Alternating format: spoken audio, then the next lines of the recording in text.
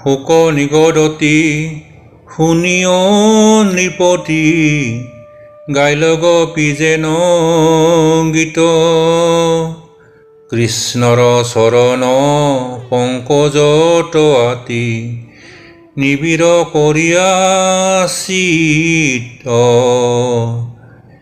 জীৱা কিছু বধা দেখা শীত অপৰাধ এৰাবা খদেন্ত কথাত ৰঞ্জন।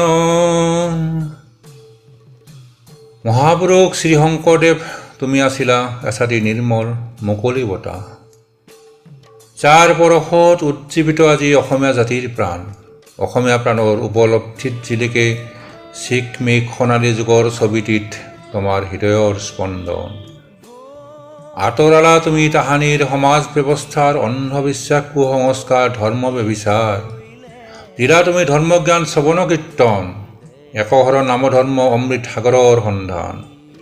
সাজিলা তুমি নামঘৰ সত্ৰমণি কোট, দিলা তুমি অনাসৰিক জ্ঞান, পৰম নিৰ্মল একশৰণ নামধৰ্ম, একান্ত ভক্তি তত্ত্ব জ্ঞান।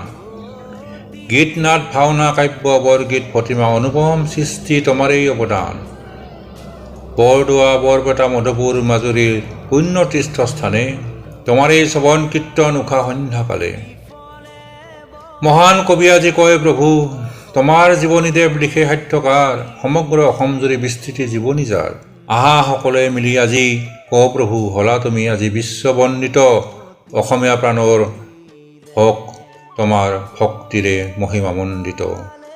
প্ৰভু আহা আকৌ এবাৰ অসমীয়া প্ৰাণক একতাৰ তলেৰে বান্ধি থৈ যোৱা, দিয়া তুমি তত্ত্ব ভক্তিৰ জ্ঞান।